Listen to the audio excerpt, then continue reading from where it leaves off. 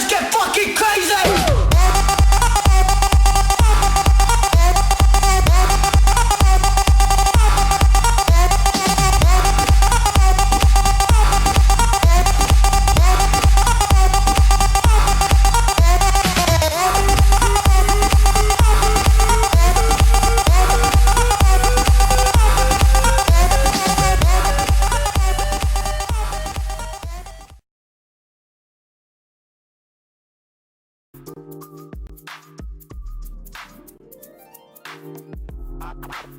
That's right, ladies and gentlemen, you've tuned into the right channel.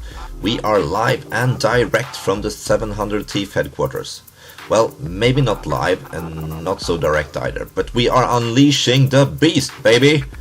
Okay, maybe it's more of a mentally challenged hamster than a beast, but anyway, after months of planning and preparation, you are now watching the pilot episode for the brand new Channel 700. As pilots go, this is no exception. It's extended in length to bring you tons of stuff to make sure you'll come back for further episodes. We will look on the selection and blending of flash. We will decide what to drink while tying today's fly.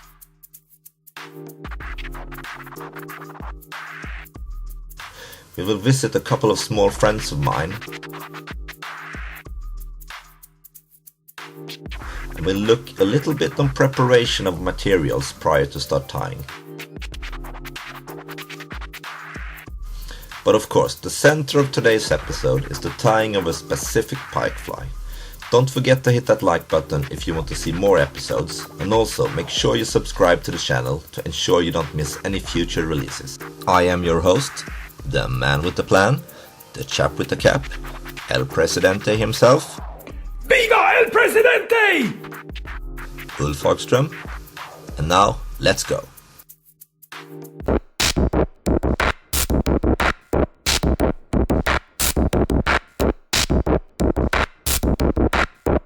That's right, fly guys and fly girls. Today we are going to tie this Bream pattern of mine. This fly belongs to a family of flies called AFMs, which basically are sparsely tied flash flies. And it consists of two bucktail colors, one gray in the back and one tan in the front, which makes the fly go from a darker color into a slightly lighter one. And it has this nice gray and brown blend of flash, with some lemon, some green in there as well. It's a nice searching pattern. I tied it originally as a Bream pattern, but it's probably a little bit too small to be an actual Bream, even though of course there exists smaller Bream as well. But as I said, it's a nice searching pattern. It's worked quite well for me over the last 2 seasons. And also I've been tying this for orders for a lot of other guys who also reported having quite good fishing with it. For me it's been a fly that's been best for autumn fishing, early autumn, and also actually some midsummer fishing, because we have a lot of eyed in my waters, and this actually could also mimic an eyed with the dark brown and grey colors. The trick with maintaining a good movement in a fly like this is tying it sparsely. And you're going to see in a little while when you start tying that I don't use much flash, I don't use much bucktail, and I don't use very much Nayat. But when it combines, it gives an overall impression and a really good profile to this fly. You can do the head of this fly in 2 different versions, as you're going to see when we tie it lately. You can either add UV resin, like bog bond, to the head, or you can use the kind of butt ends to the Nayat to create a sheep fleece like head, and this is what we are going to do today. So without further ado, let's start tying. Let's just quickly go through the materials needed to tie this fly. I'm also going to leave a full material listing in the description below. You're going to start by using the Partridge Attitude Streamer hook in size 4.0, but the Universal Predator hook will also work just fine. The articulated shank in 35mm size will be used in front of that. You're going to use bucktail in colors, gray and tan. You're also going to use Nayat in 2 colors, in this case brown and black. You're going to use saddle hackle, gray and olive grizzly, and you're also going to need flash. First Bauer pike flash in the colors copper, lemon and chartreuse, and then finally Sybai tinsel flash in the colors brown and gray. Preparing all your material before starting to tie a fly will really speed up your tying. And if you are planning to tie more than 1 fly of the same pattern, it will also ensure you that you will use the same amount of materials for each fly, which will increase the chances of the flies being close to identical. This prep rack that I'm using to set up all my materials was made for me by a good friend of mine, Andreas Andersson. Great fly tyer and one of the nicest people you'll meet. You simply cut up all the material you're going to use and place them in the slots of the rack in the order you plan to use them. Now everything is prepped, it's time to start tying.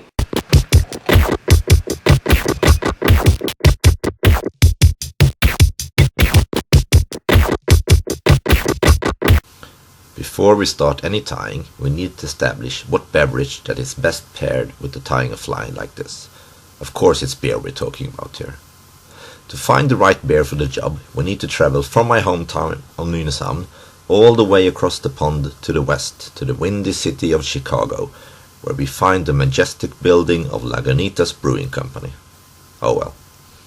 Founded in 1993, it's a brewery that has shown over the past few years that they belong to the finest when it comes to producing different types of ales. Operating from their 2 breweries in Chicago and in Petaluma, they are also on the verge of opening a 3rd brewery in LA. Characterized by the dog in their brand, they have set out to produce some of the tastiest ales and IPAs imaginable and have reached the greater part of the beer world with a lot of their beers, even up here in cold Scandinavia. Also, be sure to check out their 2-part series on the butterfly opener on YouTube, it's hilarious. Their selection of beers have an impressive range of unlimited releases available continuously, as well as several limited releases throughout the year. My pick for fly tie's choice this time will be a pale ale from their unlimited selection. A 6.2% pale ale, which for many would rather be an IPA than a regular pale ale. It's been produced by the brewery since 1995 and it's big and malty with tons of hop flavors. Yes, that's right, fly tie's choice beer is New Dogtown Pale Ale from Lagunitas Brewing Company.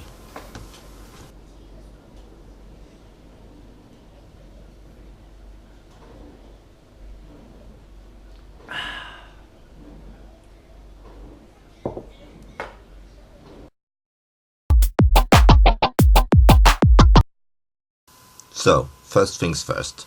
You're probably wondering why the heck am I doing a voiceover on myself? Well, there's actually 3 reasons for this. One being the fact that I don't, yet, have an external microphone connected to my camera, which makes the sound quality less than good and puts me in a screaming mode more or less all the time. The second reason is the fact that I managed to catch the commentary for the entire first half of the Arsenal vs Crystal Palace football game in the background. And since I'm a lazy bastard, I didn't want to reshoot the entire set because of this. The final reason is the fact that I can now correct all the weird things I said when recording the fly tying and add more sensible commentary. Also, you will now not hear all the that I noticed I started all my sentences with. So, let's start our tying with putting the hook that we're gonna use in the vise. It's a matter of personal taste what hook you want to use. Any of the Partridge hooks, like the Universal Predator, the Universal Predator X, or the one that I'm using here, the Attitude Streamer, work just fine. Make sure it's a 4/0 hook though, since that will make a perfect match to the articulated shank that we're gonna use later. Start with adding a base of super glue to the shank of the hook to firmly secure the thread as we tie it in. I'll tie the thread in almost halfway back on the shank. This is the back section of the fly, where you will basically tie one section of combined material. You can choose where you want to have it in this section to achieve different movement into fly. You can tie it here in the middle, back at the hook bend, or even close to the hook line. The reasons why I choose to tie it here in the middle of the hook is that I've found it makes the fly more balanced, and you will also have the hook point riding slightly hidden in the material, which will make it act as something of a built-in weed guard. But I would say the main reason for tying it here would be that you will get enough space between the back section and the front section of the fly, which will create enough air between the two parts, which in turn will result in better movement and better translucency in the fly. The first thing we're going to tie in is a color of bucktail. This is grey bucktail here that I'm using. The build-up of the fly is done by using two sparsely tied bucktail colors, one on the hook and one later on the articulated shank. By tying in this color with the tip pointing backwards, so no reverse tying, it will rise up to a lesser angle than for the front parts, which you will see later we will tie in traditionally and then fold back. This will again help the fly with the movement, since the material in the front section will have a slight pocket of free space over the materials in the back, ensuring we minimize tangling of the material. Now just chop off these roots ends to the bucktail. You don't have to be super neat when doing this. Then just secure the wraps with some super glue. Now it gets exciting, because the next thing I'm gonna use is Nayat. For those of you not familiar with Nayat, it's a unique natural material perfectly suited for pike flies. It combines length with a stiffness and structure to the hair that you can't find in, for example, Icelandic sheep or goat. And it's this that makes it so interesting, because that will prevent it from tangling around the hook or with other material that a lot of other long hair material will do. It will add structure, color and fantastic movement to your flies. So, cut off a small piece of Nayat, but don't comb out the underwool, since it will help you supporting the flash later on. Tie it in a few millimeters in front of the bucktail by encapsulating the bucktail like this. Then do a couple of open turns with the thread before tightening. Then comb everything through to blend the bucktail and Nayat together.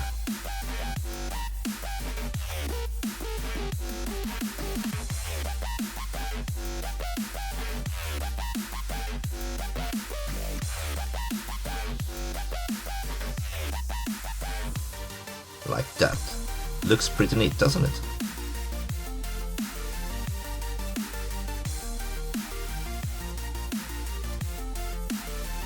Just cut off the waist now and secure it with a few extra turns of the thread. And then secure it all with more super glue.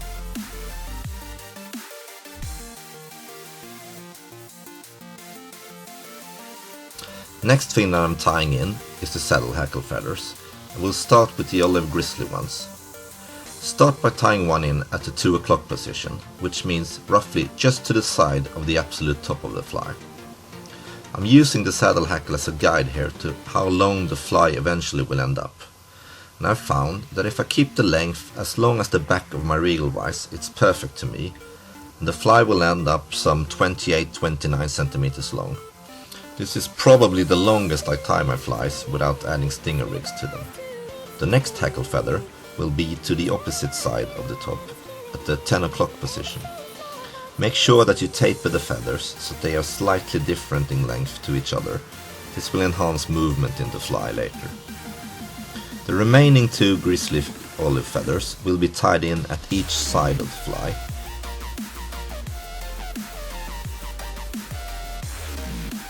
Placing the feathers like this on the top half of the fly will give an illusion of the fly being darker on the top.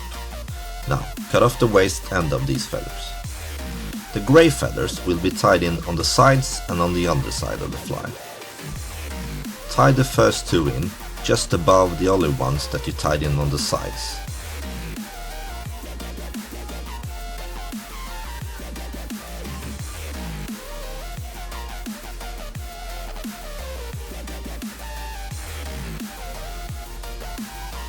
And the remaining 2 will be tied in on the underside. And if you're still looking at your watch, it would be like at 5 and 7 o'clock.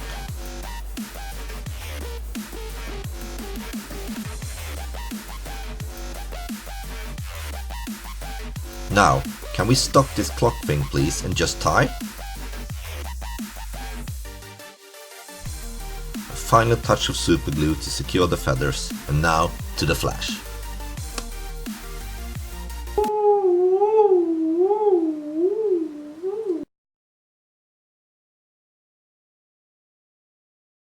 The flash blend on this fly is essential for the final look of it, and also keeping it sparse is the key to maintain good movement in the fly. Use about 6 to 8 strands of the Bauer pike flash in the color lemon. Then use another about 8 to 10 strands of the Bauer pike flash, this time in the color copper.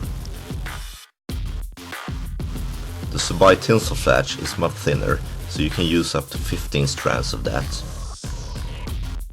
And then finally add 6 to 8 strands of the mirage flash on top of that. Blend everything together using a comb and your finger to produce a nice gold and brown mix. The trick here is not to use too much flash in either of the sections. If, after you've tied in the flash, feel like, this fly needs a little bit more flash, then it's actually perfect. Because you have to remember that it is the combined volume of both the front and the back part of the fly that make it a whole. Make sure you have tapered the ends so that all strands of flash feels like it's different in length. Use a 60-40 spread of the flash with 60% of it pointing backwards. And spread the flash around the shank, and while holding the flash and the material at the back down, just add a couple of open turns, and when you are sure that the flash is spread around nicely, add a couple of more hard turns of the thread to secure it. Then, with your fingers, fold all the flash back, and again make sure that it's evenly spread.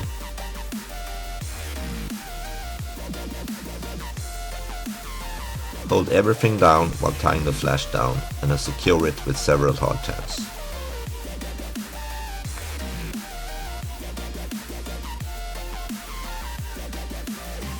And do I really need to tell you to add a little super glue here again? Then tie the thread off at this point. Call me old fashioned, but I do like to secure the thread with a couple of whip finishes before cutting it off.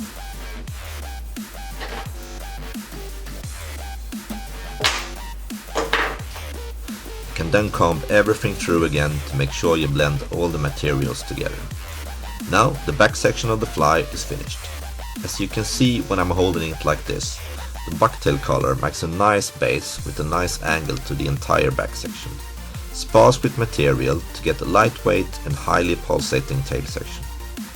Now, if I wouldn't have used the Nayat between the bucktail and the feathers and flash, those materials would have fallen through the bucktail color easily. So the Nayat not only gives us base color and movement, it also gives a protective layer that holds all the material up in a way that would have been impossible with only a bucktail color this sparse.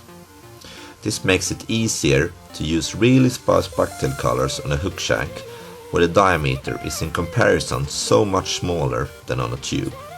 This is one of the problems I see a lot of people have when trying to go from the popular tube flies to articulated hook flies. You can also use craft fur and any other type of hair as well to create the same type of protection layer if you can't get hold of Nayat. Now to something completely different.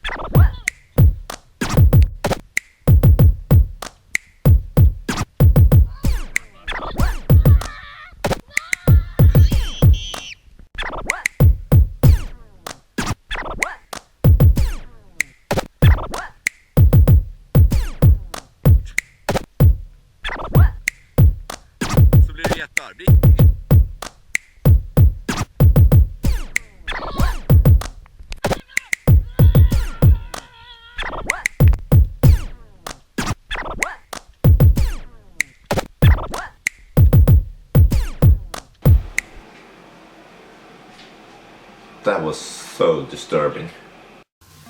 Okay, now to tying the front section of the fly. We'll insert the back section that we've just tied into one of these 35mm articulated shank. This shank will do a couple of things for this fly. It will of course add enhanced movement to the fly, like this and that and this. It will also move the hook back for you, which will increase the chance of hooking the fish more than you think. Insert the shank into your vise like this. I recommend you fasten the back section of the fly with a clip to get it out of your way while tying the front section.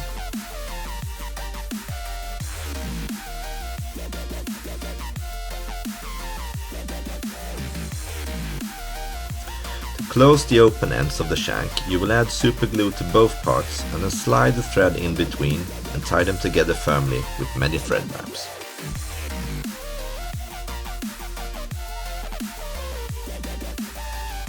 Also, make sure that the ends are parallel so that you don't get an unbalanced section to your fly.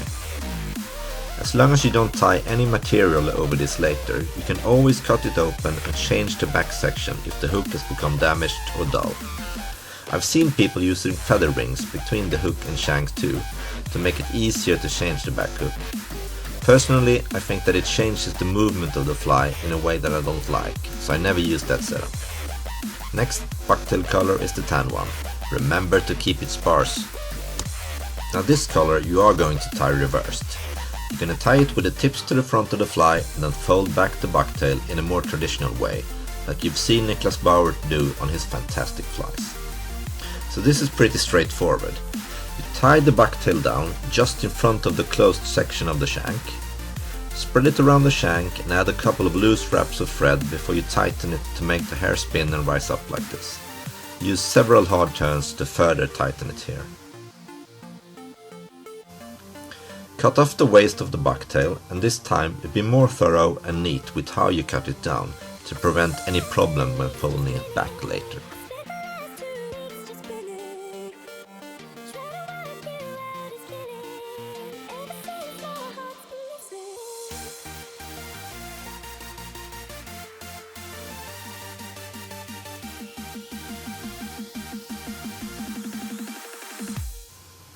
Use any type of hollow cap with the right diameter to push the hairs back.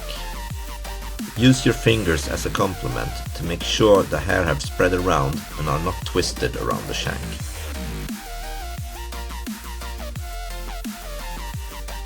The secret to getting a bucktail color with the angle you want it to have is to tie a cone of thread with a longer tapering than you might think you'll need. Because if you try and stack thread wraps here just in front of the bucktail color, it won't work. Everything will start to slide forward, it will collapse and you'll have loose thread wraps and everything. Work the tapering from the front to the back, slowly building it up to a point where you're happy with the way it sits and the angle it has.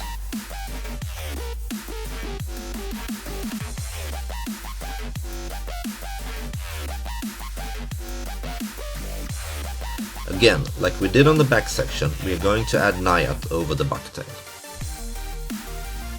Spread the Nayat in your hands like this before encapsulating the bucktail with it. And again, do a couple of loose wraps and then tighten it all when you're sure that it's evenly spread around, covering the bucktail color everywhere. Now, maybe I should add something around this. Which it does.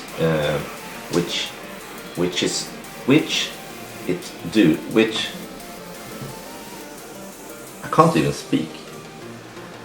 Yeah, and you wonder why I did a voiceover.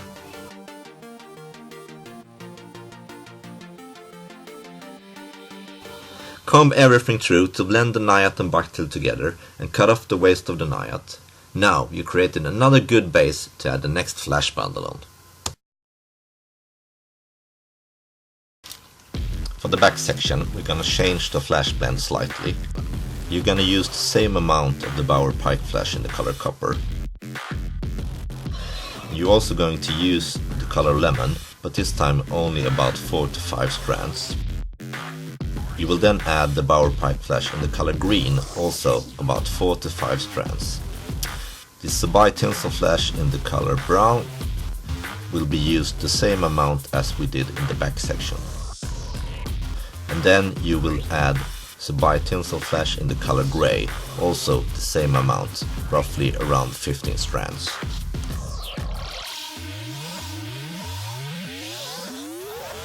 A general tip here before tying in the flash.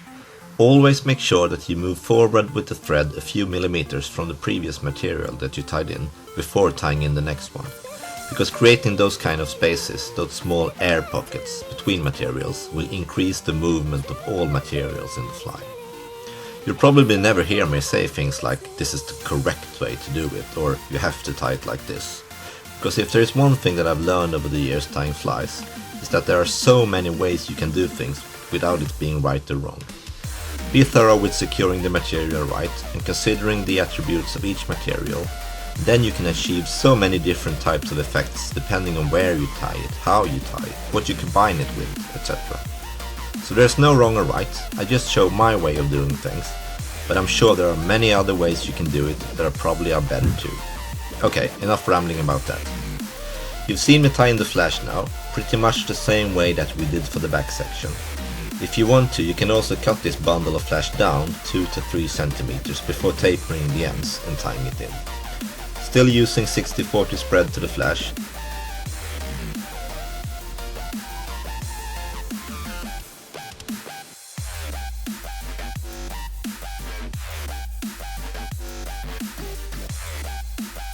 And once you're happy with how it's spread around the shank, you fold it back and secure it once again with several turns of thread.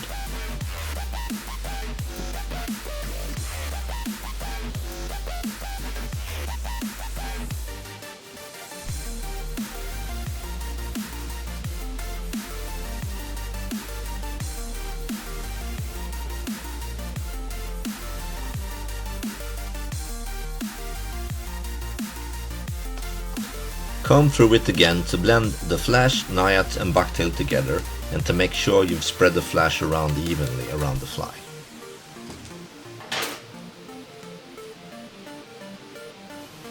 Fasten your clip to get all the materials out of your way before preparing the head.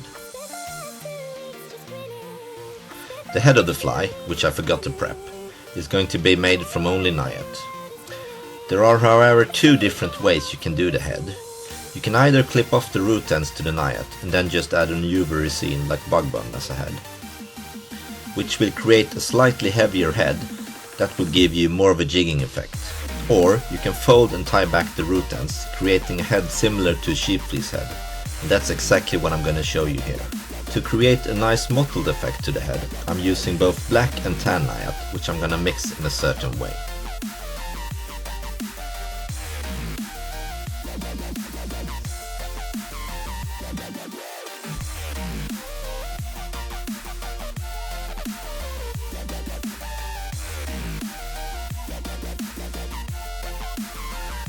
First, cut off a small piece of black Nayat and then the same amount of tan Nayat.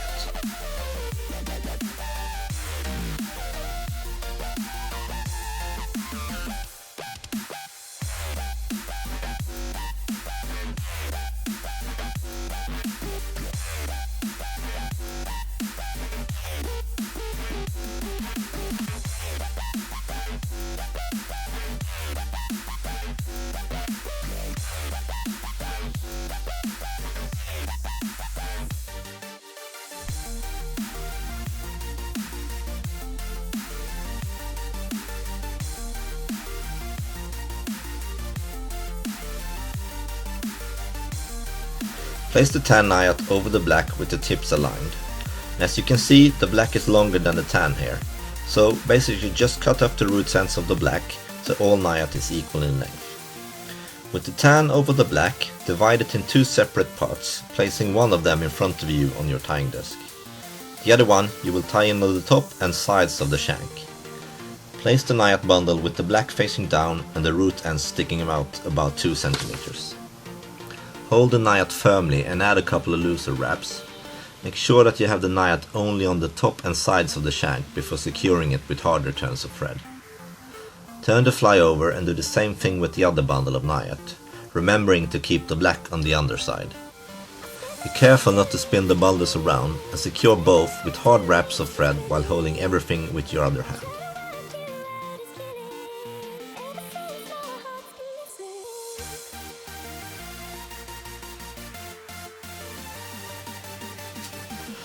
I'm now going to split the head in two parts. The easiest way to do this is to stroke the root ends back and then try and grab about 50% of the head, the part closest to the hook, with your other hand. In this case it's easier since it's all the black Nayat. And if you have some black hairs that go back or some tan that stays at this point, it doesn't really matter that much. Now keep the thread a little tight and do 4 hard turns with it between the two head sections. Keep tension of the thread all the time and fold the rest of the Nayat back before you slip the thread in front of that. Tie several hard turns of thread in front of the entire head to press everything back and up. Hold the rough head back and add super glue to the thread wraps and slightly into the hairs as well. Then carefully press the head back around the entire fly. But be careful, do not glue your fingers to the fly.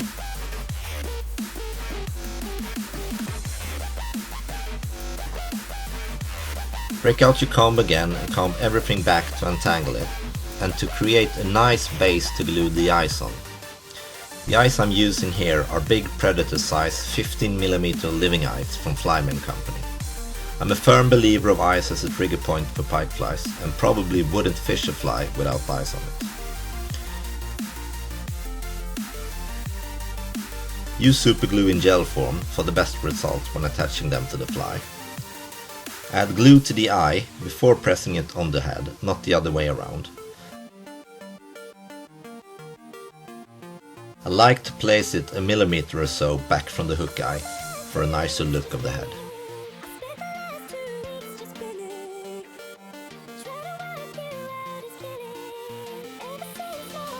Then add the second eye to the other side and press both eyes together firmly while stroking all the material in the head back.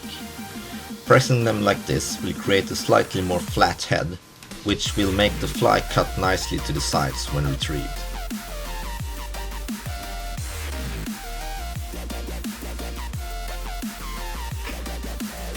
Cut off the thread now. If you feel you need to, you can comb through the fly once again. Take the fly off the vise and use a long blade scissors, begin to cut the head to the shape you want. I'm actually rather lousy at this and my heads never end up like the way I'm wanting to. The trick is to be patient and cut off small pieces at a time, aiming for a triangular shape to the head. Once it begins to look like you want, switch to a smaller scissor and work the details a bit.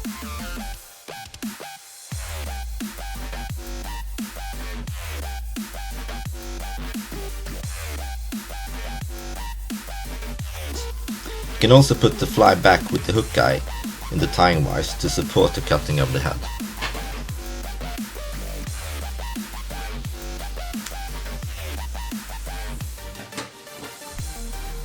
There's actually not much left to do with this fly now. It's now all done and ready to get viciously attacked by a freshwater crocodile. Speaking of which, the bites on these flies are actually quite sneaky. Oh, I'm so sorry. Are you okay? I didn't see you there. Here, let me help you up. Are you sure you're okay? Is that your wallet on the ground there?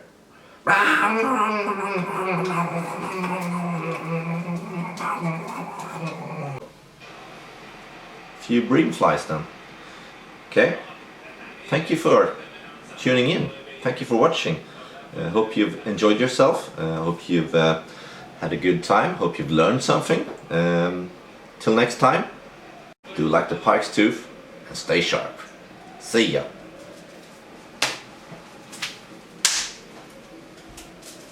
Yes, that's all done.